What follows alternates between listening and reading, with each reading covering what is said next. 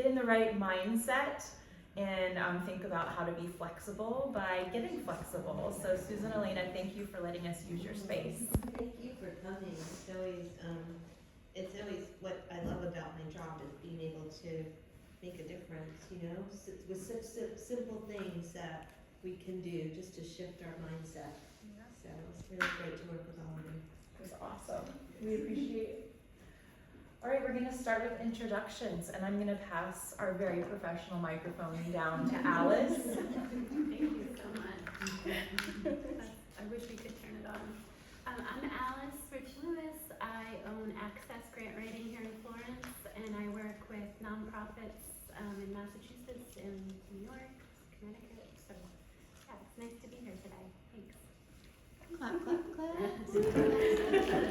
I love this microphone.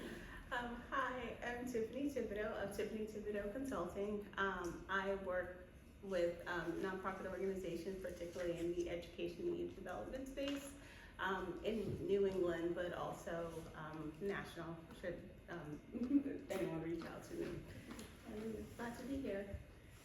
Thanks, and I'm Megan Allen. I'm one of the co-founders of The Sphere and own the community classroom, which is 2 spaces down. And since we wanted to keep this as kind of like a small, intimate group, but really for some conversation. So the way we're going to think about today, we do have some questions, like a panel discussion, but then after each question, we'll do a brief pause so people can ask follow-up questions. And then if you have any general questions, we'll ask those at the end.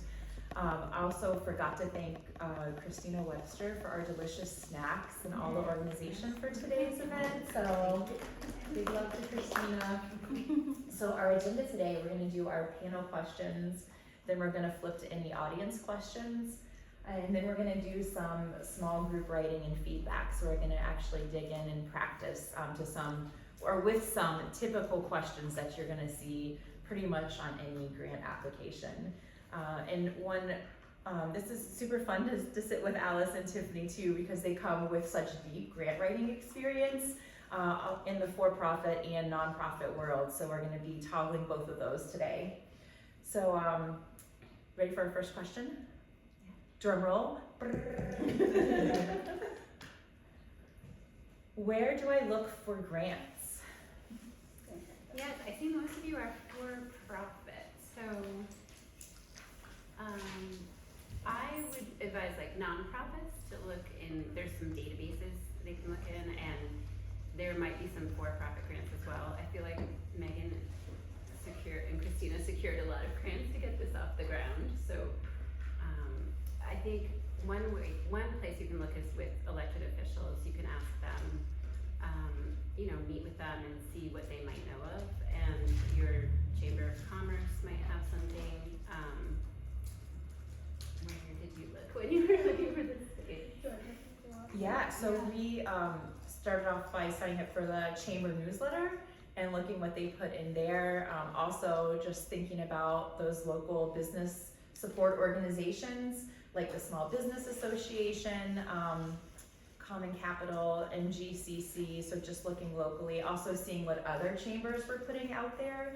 I know a lot of our local chambers have had ARPA money and other funding that has gone to support small businesses. So I think it was South Hadley most recently had some marketing grants available. So there are those opportunities out. I'm trying to think what else. Also forgot to mention this. So we have we co-wrote a blog post where we have put a list of resources and places to look for grants. So we do have a more complete list there with links that you'll be able to look at. And we have these questions as well. So don't worry about taking copious notes because we tried to write a lot of it down for you already.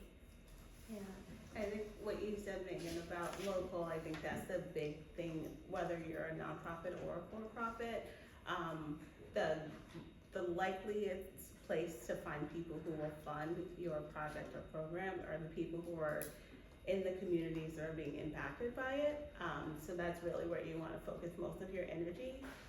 And I would just encourage getting out and talking to people, your legislators, other business people, bankers, because they will connect you with funding sources or opportunities that might come up.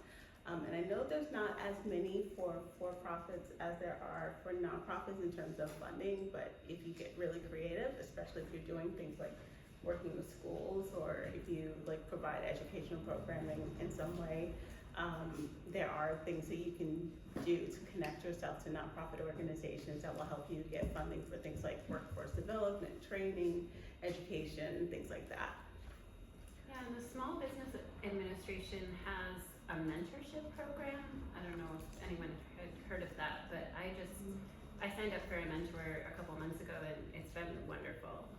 It's free, and it's just been really helpful to have some guidance on how to grow my business. And they often have workshops, like webinars, that are also free on marketing or, Excel basics. Like, they have lots of stuff like that. Thank you. How do I know if I qualify for a grant? Yeah, they should, if you're looking at the grant specifications, they should spell it all out. And then you can see if you match up with their specifications.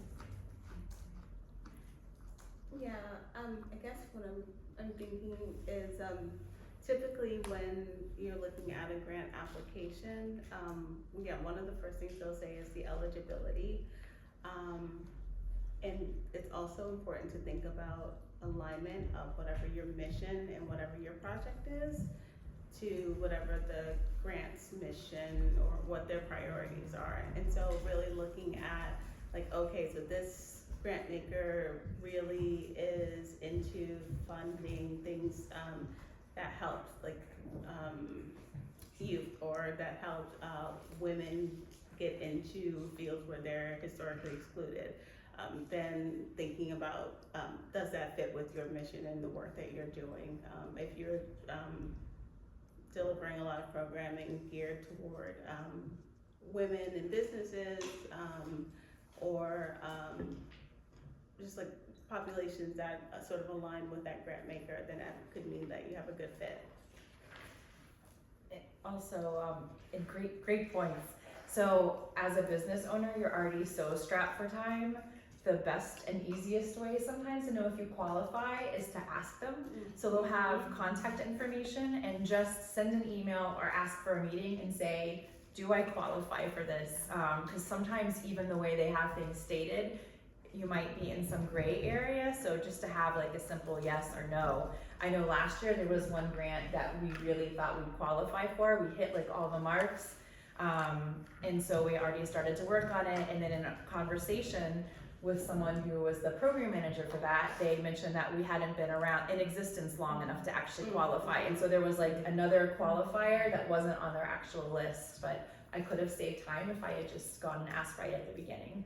And I find that they want you to do that. Like, Yeah. they don't want to get a bunch of applications that don't fit what they're looking for. So they'd rather that you contact them, find out if you qualify, than going through the whole motion of applying and it being not a fit. So. And it's a good strategy anyway. Like, everything in life is based on relationship.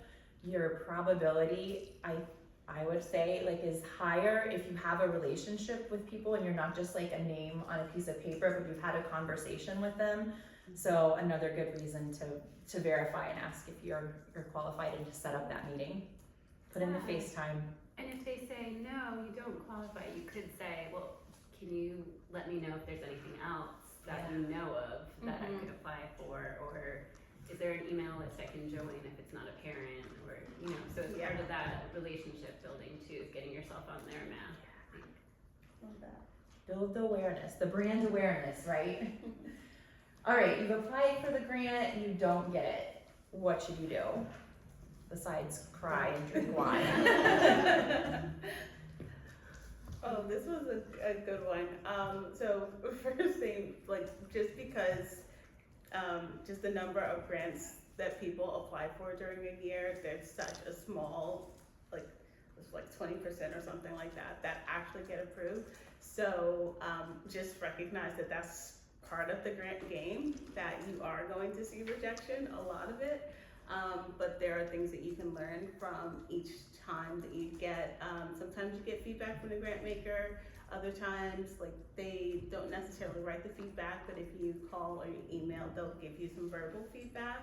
And then there are other grant makers who, for whatever reason, time and the number of grants they receive, they don't give you necessarily feedback, but you can get someone else to get eyes on your proposal and give you some input on what are some things you can do to make it stronger. And then it just comes like with practice and with time, I think. And I know there's lots more tips if you want to add. I mean, I think it's a little bit of luck and a little bit of the connection too. So, and if you don't get the grant, you could again ask, do they know of anything else? You know, anything else you should apply for? Yeah, and reapply next year unless there's any reason that you learn in the first year that it's not a good fit for you. It's always worth applying. Sometimes grant makers will see your name once and go, well, we already have, like they've already filled up their whatever quota that they're going to fund for the year, but if you apply next year, you have a better chance. So. Follow-up question, I'm going off script. What times of year should people be looking for grants? Are there seasons? Well, I think some of the banks, and you can ask them this, I know for a fact that some of them they give on a calendar year, like their money starts in January, and so by, May it might have run out. Or, the Community Foundation of Western Mass has an event sponsorship, and it opens April 1st, and it's first come, first served. Not everybody's so transparent about how their funding works, and I think it depends on the entity, but sometimes they'll tell you. And sometimes you can see, like, if it's a rolling grant, for instance, sooner is usually better than later because they would run out of funds, and once they award what they plan to award for the year, that might be it. So even if it is a rolling deadline, if you're applying in, say, October, they may have already spent all that they had allocated. So just being mindful of that type of thing. I also use Google Calendar to put dates of when grants are due, and then put like a 4-week ahead of time date when I want the first draft due. So I don't miss, because some of those grants, especially for smaller businesses with banks and whatnot, are rolling. So like every 2 months they're accepting applications. So just to make sure that's on my radar. Also, Mass Cultural Council is a great place, and the Northampton Arts Council. While I'm thinking about it, a great place to look for grants, especially if you have something arts related. So I've received 3 or 4 grants for that, for the tutoring company, but there's a way to like find the nexus of what their mission is and what your mission is. So like right now we have a science, technology, art, engineering, arts, and math vending machine, and that's out there. And we had a little free math library that integrated art and math, and that's out there. So going back to a question about where to look, that's a really good one. And those are, I found, to be a little bit of an easier grant, and they're super hyper local, so it's easy to put in the FaceTime with people, but also it was like good to sharpen your grant writing skills. Yeah, they're smaller grants, but I agree with you, they're more accessible. Yeah. You can meet with the people, and you have a better shot. Did we do this? I didn't get the grant. What's next? We just did Yeah. that. Man, look at us. It's invite only. How do I reach out to funders? Do you all know what invite only grants are? All right, maybe we could start there. What is an invite only grant? Yeah, they don't have an application deadline, they don't have a process for applying. It's like, it's just something I'm trying to think of the one downtown, Smith Charities. It's like in a brownstone downtown, and I'm always like, how do you get it? But they decide who they want to give the money to, and there's no open process. But I feel like with those, you can still try to do a little digging and see who heads up this place, and is there any connection I have to anyone on the board, anyone there, dig around. If you don't find a connection, you can mail them something or email them something, and I like mail because it's harder to ignore, I guess, but and just try to follow up by phone if there's a phone number. Sometimes there isn't, or an email. You're just trying to stick your foot in the door somehow. And sometimes an organization will even say, like, if you're looking at a grant database, that they don't accept unsolicited applications, and so that would be one way that you would know they're invite only.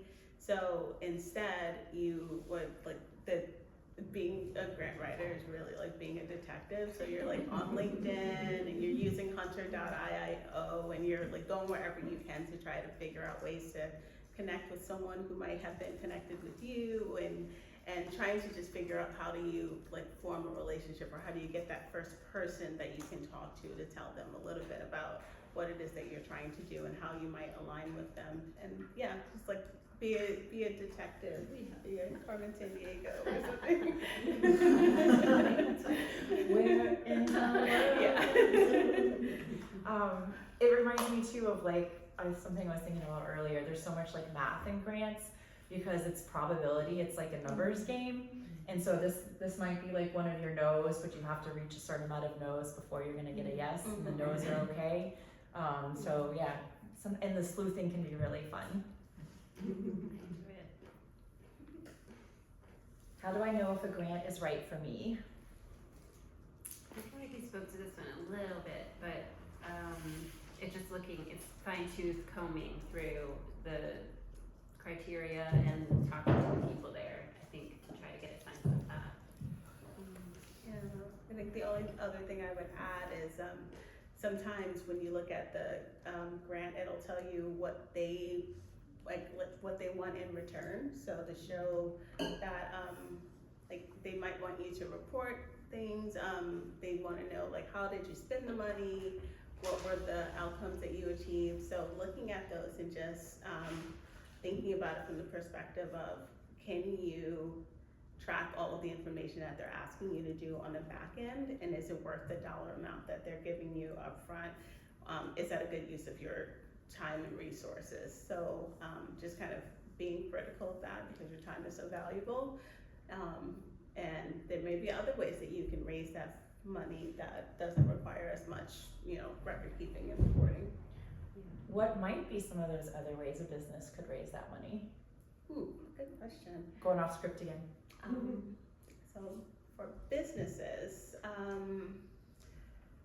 think there's GoFundMe, which is like we're recommending that as like the first thing, but it's such a good, like especially if you're like doing a test program or a pilot program, something that's new, that's a good way to get people to crowdsourcing funds. It's a good way. Looking at people that you can partner with or organizations you can partner with who do have access to more grants. And I know for, at least at some of the libraries that I'm connected to, I know that there are artists who will write the grant and then give it to the library, and the library can apply for, say, the Mass Cultural Council grant to bring that artist into their space to work with young people. So that's another way that you can sort of use those types of funds.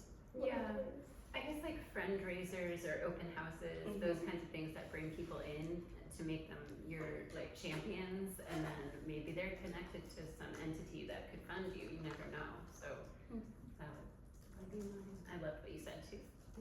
Yeah.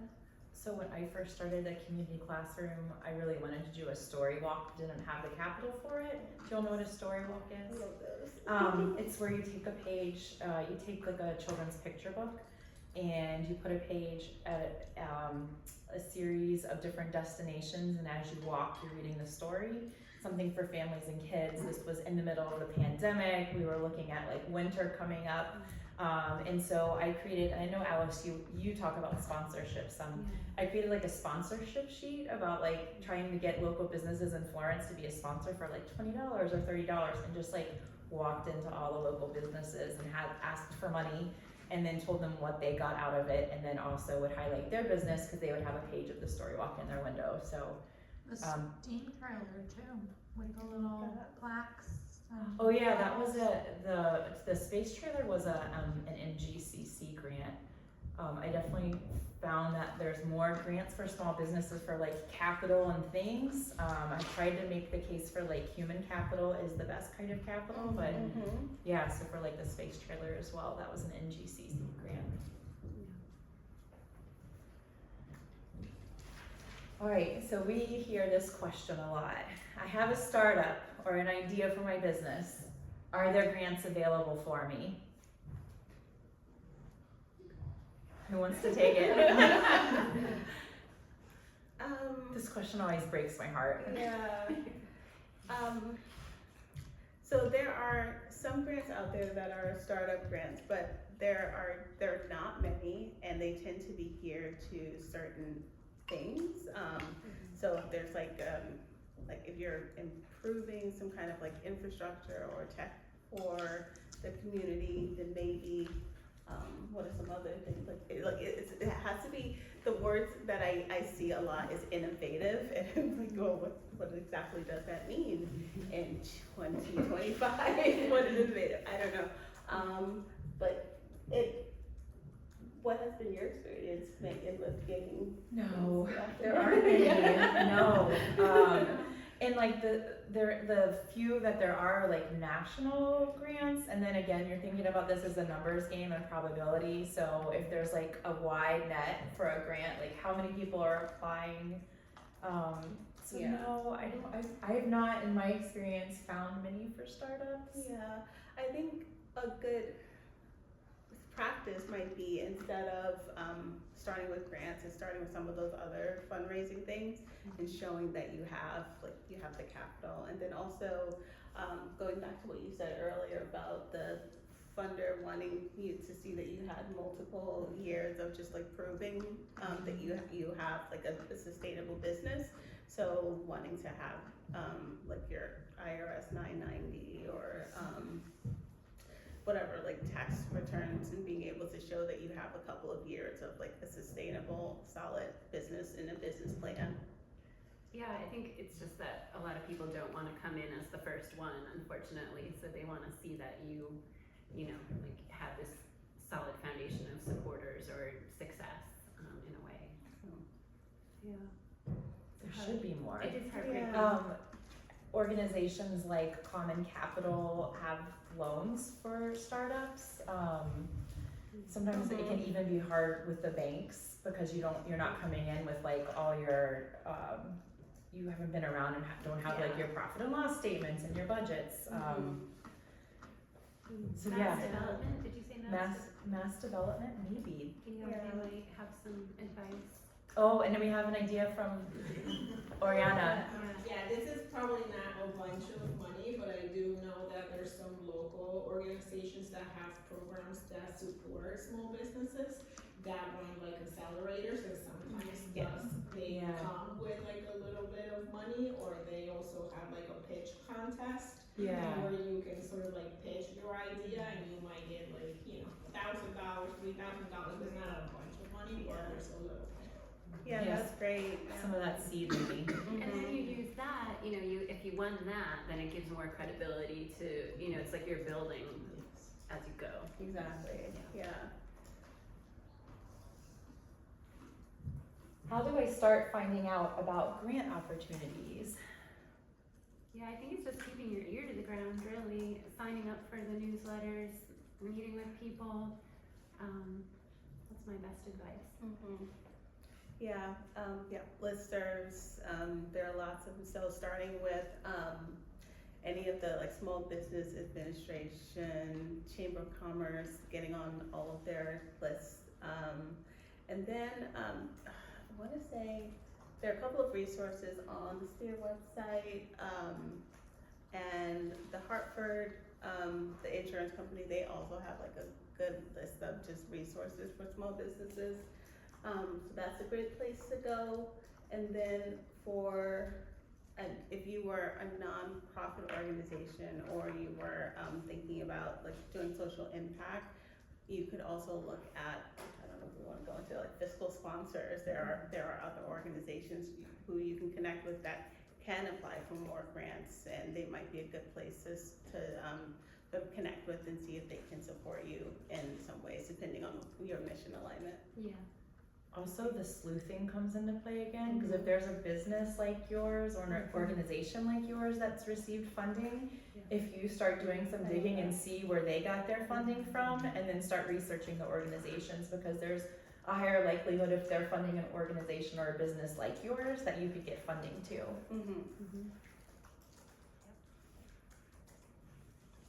I got the grant! What are some best practices? bank the bejesus out of them, you know?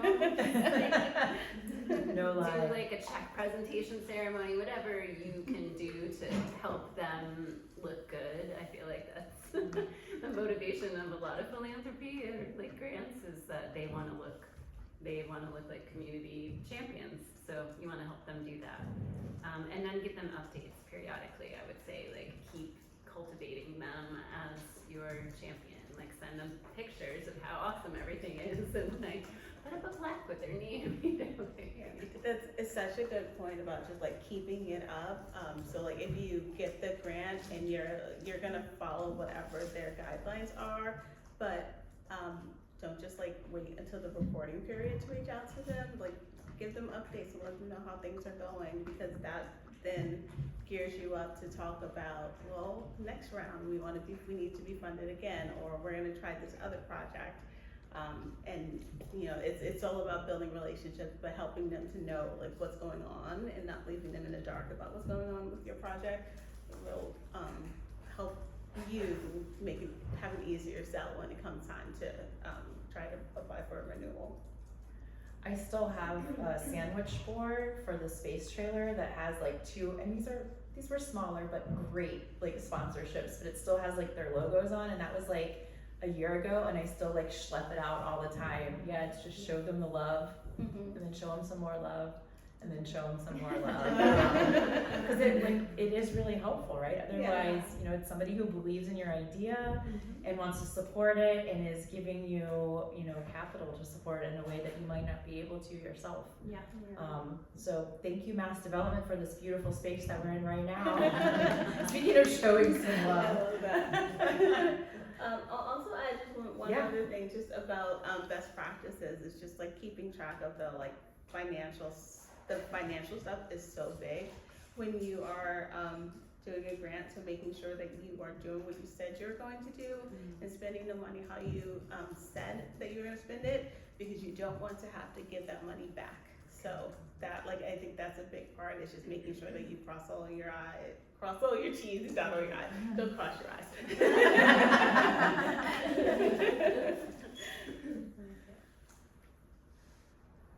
All right, we're business owners, we're doing all the things, we're our own marketing, our own bookkeepers, our own everything. How do we find the time? Tough one. I'm all ears. So this one we actually didn't really have much of an answer for, right? Because this is the big question, right? We kind of had some ideas. One, having an accountability partner or someone else to check in. Otherwise, this is gonna be something that's like keeps getting pushed out on your to-do list. We've talked about doing Money Mondays here at the Sphere, where you could bring your budget or just come and sit and like work on your grants. Again, just trying to get into the routine of something and really making time for it. And I think this goes back to one of the other questions, like making sure you qualify for the grant before you start putting the time in for it.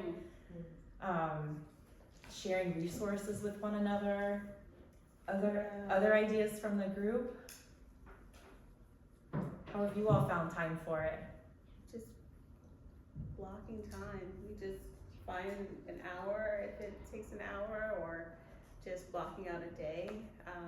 But making time to like actually do whatever like work that you need to do. I'm a big fan of to-do lists. Do you color code? Yes. You do? Former teacher. So, yeah. ChatGPT, yay or nay? What do you think, Alice? Yeah, I have been trying to save myself time with ChatGPT, and I've had mixed results, so I'm gonna keep trying it. It's not really saved me much time. Sometimes for writing, if I need to summarize something, or I have a blank page in front of me, it can get me going, and be great. But when I've tried to look for funders with ChatGPT, it's given me answers that were just dead wrong, like a whole list of dead wrong answers. So yeah, I think it's a mixed bag. Yeah. What do you think, Tiffany? I think it has a purpose. I tend to use AI. I use Claude because I like that Claude is very nice to me when I talk to him. But I find that it's really helpful to like brainstorm things. So I might say like, hey Claude, I'm a grant consultant and I'm reviewing this application. Help me create an outline of things I need to include, or help me create pretend you're a grant reviewer and help me create a rubric. Just giving tools that might help to like streamline your process a little bit. Or this grant maker wants us to write this with 500 characters. How do I shorten this thing? But also just being mindful of like what I put in, and just making sure that it's quality. Being really specific about prompts, and then also not relying on it for things like research, which is like very, very faulty. Or math, because apparently it really does not know how to do mathematics. Yeah. I loved your quote you had when we were talking last time, Tiffany, about free ChatGPT and free AI yeah. and what the product is. Yeah, so yeah, that's a thing that I've been hearing a lot. It's like if you are using a free product like AI, and the fact that AI learns from data collection, then you are the product. So just be mindful of what you're putting in. If it's confidential information, you probably don't want to use the free version of anything, because it's probably using it again to teach itself how to, improve. I write a lot late at night, and I call it garbage writing, where I'm just like, my daughter's gone to sleep and I'm tired, but I know I need to like get this done. And so sometimes I'll do like a sentence or two of like garbage writing and then run it through ChatGPT and to pretty it up a little bit. And also too, the character count. If you're writing a grant, a lot of times they'll ask for like, summarize everything you do in 25 words or less. And you're like, what? And so that's where it can also be really helpful. Again, I think with something like Claude or ChatGPT, like it might be like the 10th or 11th or the 12th time you tell it to refine it, like it's got to revise, but it definitely gives you something better to work with, especially if you're garbage writing or trying to like whittle down to those 25 words. Yeah. All right, I think we're at the point now for audience questions, so I can give you the pink mic if you want, or... I have a business owner friend who, she writes a lot of grants, and she brought me one time to this West Springfield Library. There's a database, but you can't do it from home, you've gotta go there and do it. Mhm. Would you recommend that? Cause it was amazing when I went there was like all kinds of grants, but you have to go there physically. Yeah, so that's the foundation directory online, and yes, it has like a ton of resources.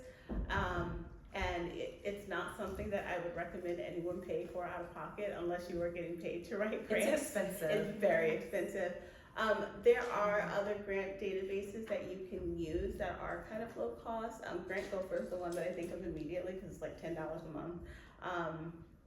But if you are a new business owner and you're like, well, I don't have a lot of capital to spend on all of these databases, then picking a day to go to one of the libraries that has it is a great tool. And then trying to think, listservs is another great way. If you sign up for Massachusetts Nonprofit Network or Berkshire Funding Focus, they also send out lists of grants that are relevant to the area. Trying to think of what other places. Philanthropy Massachusetts, Yeah. Mass Nonprofit Network. Yeah. Yeah, And- they publish grants all the Yeah, time. so any of your like local philanthropy organizations are gonna have a good list that you can start with. Thank you. Great question. Do you have any recommendations other than the two that you brought up for people who are in the arts, like writing or things like that? I know, I think the deadline for Mass Cultural Center already kind of passed, so just curious if there's more to look into. They have a few programs, so I know they have an application deadline on the 28th of this month for events, more event focused things, but throughout the year they'll have things, and I feel like they're also fairly accessible if you email them You could ask them. And yeah, they try to be very accessible, so I think that could be a place to look. Also, Community Foundation, like I was saying, like they have event days. Did you say Arts women's Easy fund grant? also? Women's, Is that another Yeah. one? Yeah, Arts that's through the Easy grant? Northampton Arts Council, which is through Mhm. NCC. I'm also thinking about like NEFA, the New England Fine Arts. Mhm. That might be, Mhm. we applied, we didn't get it, collecting those no's, but we applied for a spatial justice, grant last year through NEFA. And something else to think about is if there's a grant for a nonprofit, but it's related to like arts, you can get a fiscal sponsor through an organization like, Fractured Atlas. So they will be your fiscal sponsor. Of course, you need to pay them a little bit, but even as a for-profit, you can still, with Fractured Atlas, apply for some of these nonprofit arts-related grants. Oh, wow. Okay, thanks. And they were pretty easy to work with too. I don't know if I qualify as like a startup. I just hit 6 months in business, so Congratulations. thank you. I can show like I've been able to collect, it's profitable, whatever. Do you guys know anything of like 6 months to a year, or is it mostly like, cause I've looked into a couple and it's mostly like 2 years in business, so I wasn't sure if any came to the top of your mind. Do you is it for a particular project? So right now I'm starting to, like continue my pop-up classes around the community, and I like travel throughout Connecticut to like engage local communities. Yeah. So I guess that would kind of be the project just for that, but I didn't know if that was like, needs to be more like hyper-focused or. One thought I have with that immediately is like how you could get sponsorships. Do you have like tents or things when you're going out for your pop-ups? Things you could put like logos on for business sponsorships? I'm going to like, oh, that's a good idea. I'm going to like a couple fairs. Yeah. So maybe I could like ask local. That's a great idea. Okay. Yeah. I think because as a sponsor, like think about who is going to be there at these fairs, and then where do they buy, like if it's like a Renaissance fair, I don't know, I think it's Renaissance fair because now I can't think of anything. Like farmers markets. Yeah. Okay. So maybe you get like the sponsorship from like Nourish in Florence, Yeah. or in Northampton, or Okay, cool. or it's an education fair and you ask the community classroom, like Yeah. Okay. something that would be really beneficial Yeah. to the business too. Okay. And then would you say like after a year is more when I can like start focusing on grant writing? Cause probably right now it's just like sponsorships. Likely after 2 years. 2 years. But Okay. also there are some really like great foundations in Connecticut itself. So I'm if you from were like Connecticut. if you're like, in Connecticut and you want to connect with some of those local foundations, they're actually, I think they're more forward thinking than some of the other, like nationally speaking. Do you in know terms the of, names of them off the top of your head? I couldn't confirm for the exact program, but like Hartford Foundation for Okay. Public Giving, the Community Foundation of Greater New Haven, and some of those other organizations are just in terms of like their trust-based philanthropy. I think they're ahead of what many others are. Yeah, and then I work for the Hartford too, so that's funny you brought it up. I'll look at their blog or whatever they Yeah. wrote. Thank you. Yeah, I feel like it's really hard as a non-employee, like working for the Hartford is such a great in, because a lot of times, like for example, Mass Mutual, they have a whole employee giving, like they have a women in the company direct some of their philanthropy, then they have employee giving, and so Awesome. there might be a whole mechanism within the Hartford. Oh, that- I'll look for that. Yeah. Thank you. Yeah, and I think the community foundations also are receptive to being helpful to people in the community. So you could say, Yeah. I'm just starting out, and they probably wouldn't give you a grant, but you could say, can you think of any funding sources? You could just like ask for advice, and then you're starting to develop the relationship too. So Okay. yeah. I had, I don't know where we were, I think we probably were in business over 2 years, but I think it was geared towards new businesses Comcast Rise had a program, and what you got for that grant was a television commercial. And so it was really great, and then you got $15,000 of, I think that's what they gave us, of advertising. So we had commercials on TV for, like, they work with you to see like what time of year, and then they give you the commercial, so like we have that commercial that we were able to use on our website and things like that, so it's really nice. So it's a different kind of thing, but it's really helpful to get the word out. Yeah, we still use the commercial sometimes, and we can put it up on our website or use it in different ways. So I think that was really geared to new businesses. Okay, They cool. were great to work with too. Thank you. Yeah, How did you hear about that? that's a good question. You know, I think I was going through a period where I was just looking at stuff all the time, like looking for grants, and I saw it and I thought, oh, you know, because I already had like a shell of something, so I sent it off, and I didn't, you know, you're used to getting the no's, so I wasn't expecting much, and then it came through, and it was really great. I think there's something to that, like what Megan was saying about, I think just having like a shell of something that you're working on, and then you can sort of tailor it to whatever grant you're applying for, and then, you know, just being open to trying anything too, like that, like I had never thought, like what you know, TV commercial, but it ended up being really great, and I'd have people stop me in like the store, like the grocery store, and say, oh, I saw your commercial. Like, oh yeah, that's happening. So it was really, really helpful in getting us off the ground. Cool, thank you. Yeah.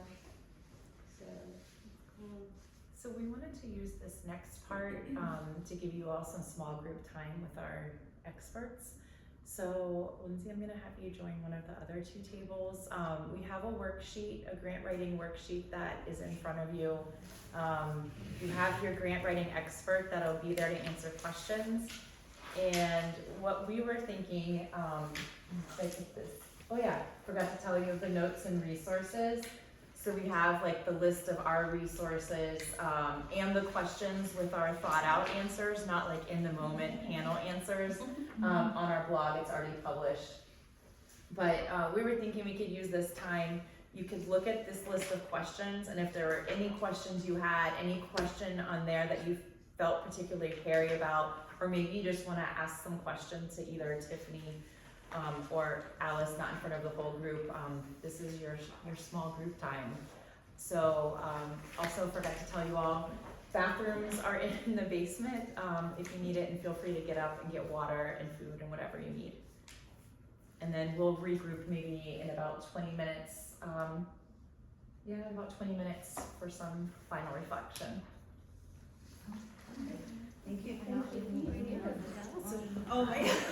I was like, oh my I was like trying to do it slowly at first, and then I saw you